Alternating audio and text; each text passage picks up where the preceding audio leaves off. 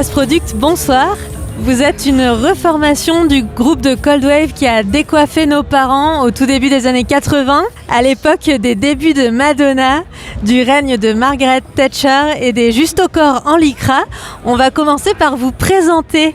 Quels sont les membres du groupe présents ce soir qui étaient déjà là dans le groupe original? C'est moi, Mona Soyoc. Et qui sont les petits nouveaux alors? Alors moi je m'appelle Pierre Corneau, je suis rennais, je suis un musicien bassiste un peu âgé qui a œuvré en même temps que Mona à l'époque, au début des années 80, vous étiez pas nés, ni les uns ni les autres. J'étais notamment bassiste d'un groupe rennais qui s'appelle Mark Seberg, je sais pas si ça vous parle, enfin peu importe.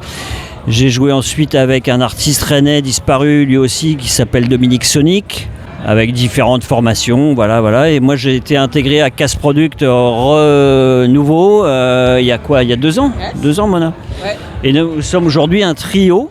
Casse Product, comme vous savez, était un duo. Et donc il y a notre ami Thomas qui lui aussi fait partie du groupe, qui va se présenter. Ouais, avec mes potagers, je joue avec de belles légumes, hein, finalement. Pan dans les dents. Toto, aux machines, clavier, tout ça. Voilà. À l'époque où vous avez créé Casse Product, pas mal d'artistes commençaient à utiliser des instruments de synthèse analogique comme des synthétiseurs pour répéter en studio. Mais vous, à l'époque, vous étiez un peu les premiers à faire monter vos machines sur scène, justement, avec vous. Et aujourd'hui, vous êtes 3 humaines et humains sur scène, mais finalement, si on compte les machines, ça fait combien en tout sur scène? Bonne question. Si on doit compter ça avec la boîte à rythme, il y a un batteur et 2 synthétiseurs en plus, on va dire, qui tournent en plus. Donc ça fait 3, 4, 5, 6, on va dire, avec les machines. Au-delà de leur fonction musicale, ces machines, est-ce que vous pensez qu'elles ont une présence scénique, même si aujourd'hui les machines de synthèse analogique c'est beaucoup plus petit qu'avant, mais est-ce que vous pensez que ces machines-là, elles font partie scéniquement de Casse Product et de votre performance, de votre live art scénique? Visuellement non, pas vraiment. Les gens s'en moquent en plus de savoir qu'il y a des synthés sur scène. Par contre au niveau du son, c'est évident.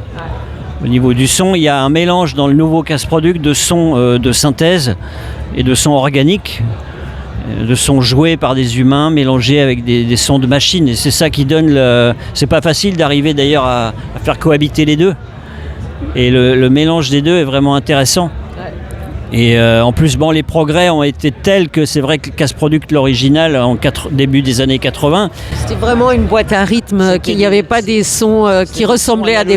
Voilà, ça ressemblait pas à une batterie vraiment... Mais peut-être un jour, on aura un batteur qui jouera comme une boîte à rythme. Mon rêve. Appel à candidature. Donc il y a votre amitié avec les machines que vous venez de nous présenter, mais créer, ça suppose aussi de trouver les bonnes personnes, les bons partenaires, des gens qui nous stimulent, des gens avec qui on s'entend, on se répartit les tâches, que ces tâches soient artistiques ou pratiques. Alors c'est une question pour vous en particulier, Mona Soyoc, vous êtes une femme et vous avez collaboré d'abord avec votre acolyte Spatz, qui était donc un homme, et puis aujourd'hui avec Pierre Corneau et Thomas Boetel, qui sont également des hommes. Est-ce que ça vous donne une place particulière à votre avis d'être la seule femme du groupe? Est-ce que ça conditionne quelque chose de votre façon de créer ensemble ou de vivre ensemble en tournée par exemple? Pour me changer, je demande une loge. Non, mais en fait, j'ai vraiment une joie et je trouve que j'ai beaucoup de chance d'avoir trouvé Pierre et Thomas. En fait, j'ai commencé à travailler avec Thomas, à déchiffrer un peu, recréer tous les sons. Et donc, il a eu toute la patience de travailler avec moi. Déjà, il faut le faire. Pierre confirme. Non, je rigole. On rigole. C'est de l'humour. Mais voilà. Et en fait, Pierre est arrivé... un peu sur le tard. Un peu sur le tard, mais parfaitement au bon moment. Et ça crée une alchimie parfaite. Et vraiment... C'est vrai qu'il y a eu une espèce de miracle qui s'est produit entre 3 personnalités complètement différentes, venant en tout cas pour les 2 mâles de la bande d'univers complètement différents. Et ça, il y a une sorte de magie parce que c'est vrai qu'on n'aurait jamais parié sur un tel duo. Enfin, on n'est pas un duo, mais je veux dire, musicalement, on s'accorde d'une façon assez naturelle. Alors qu'en fait, il y a une différence d'âge quand même assez notable.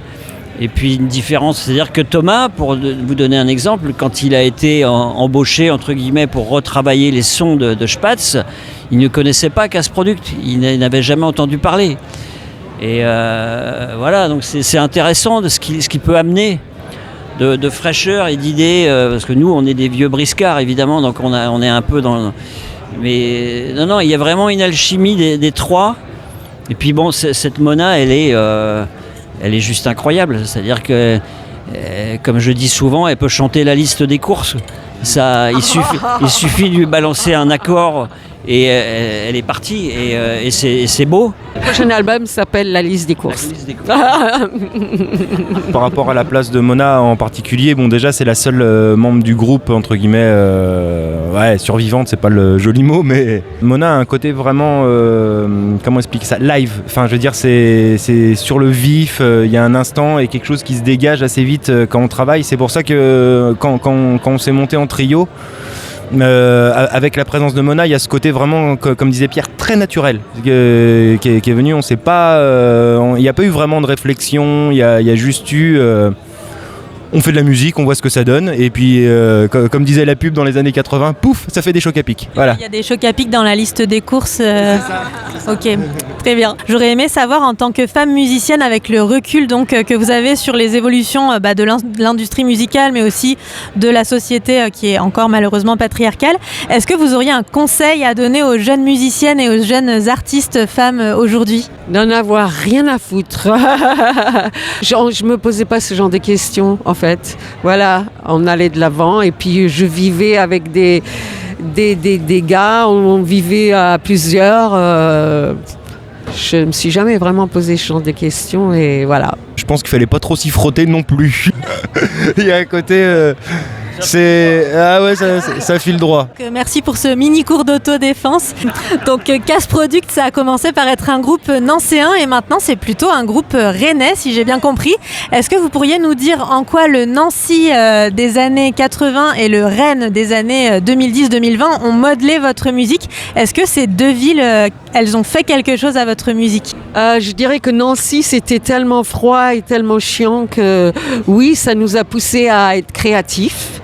Et je dirais que Rennes, c'est tellement sympa et joyeux, et j'adore les Bretons, que ça me donne envie de continuer à délirer. Voilà.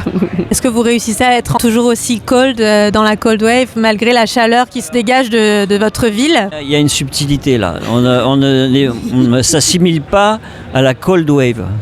C'est un truc qui nous colle à la peau. C'est vrai qu'à l'époque de Casse-Product, même le vieux Casse, je suis désolé d'utiliser le mot vieux Casse, mais quand on écoute, c'est pas de la cold wave. À l'époque, on disait pas cold wave, on disait pas ça. Post-punk, indus, électro. Avant l'heure. On disait même pas électro, non, on disait new wave. On disait new wave, mais cold, c'est pas ça. Quand on écoute Casse-Product, ça veut dire qu'il y avait des synthétiseurs en fait. Voilà.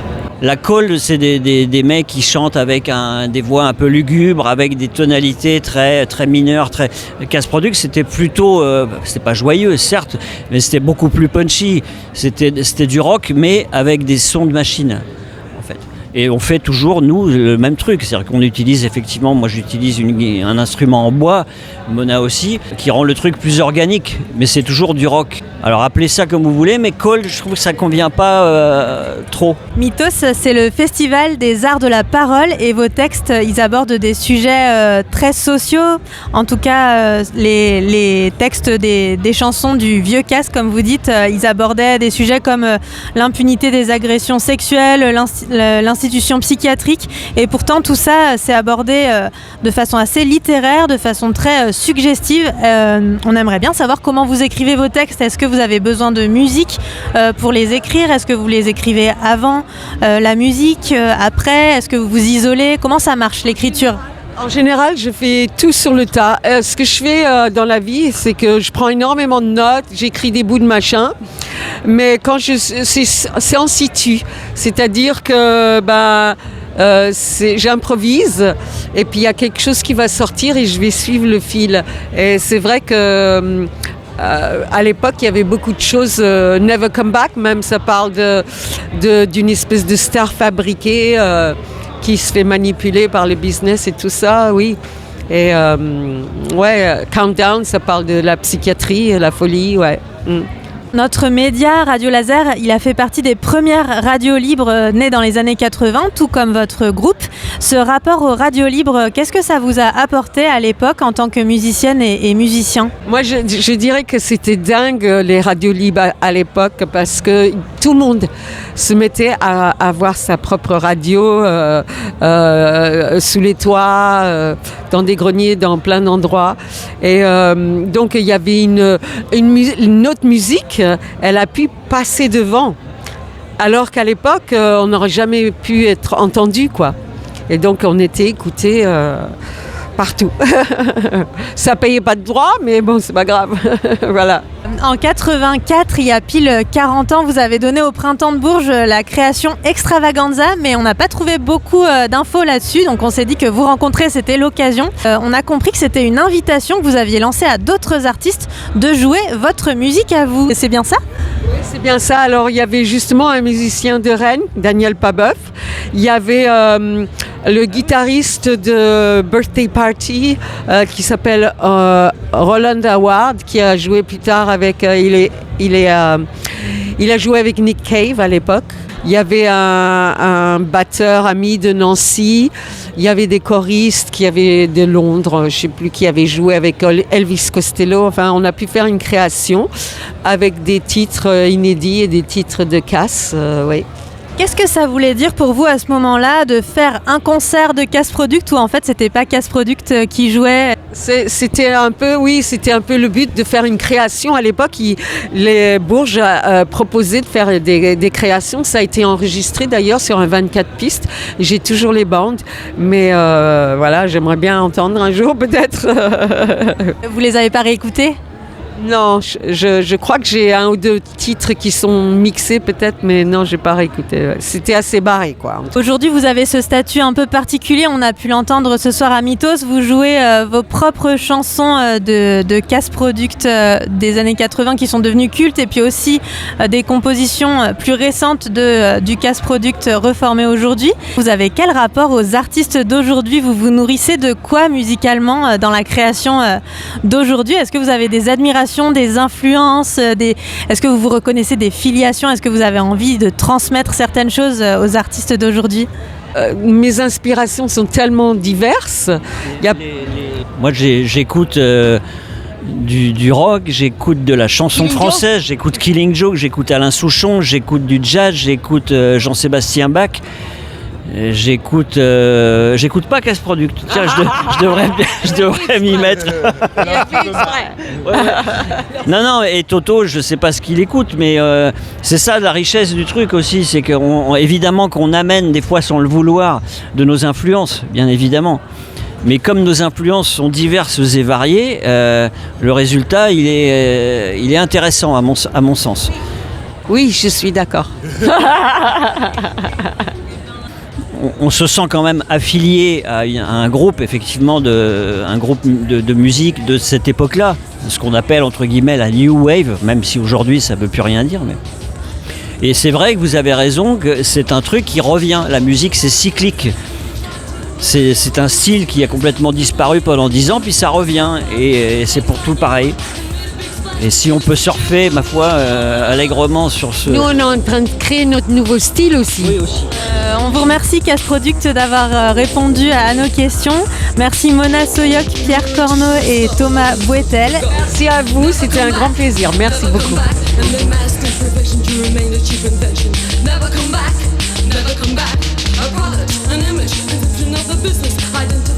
Nous, on connaît un peu Cass Product déjà quoi, sur les très anciens albums.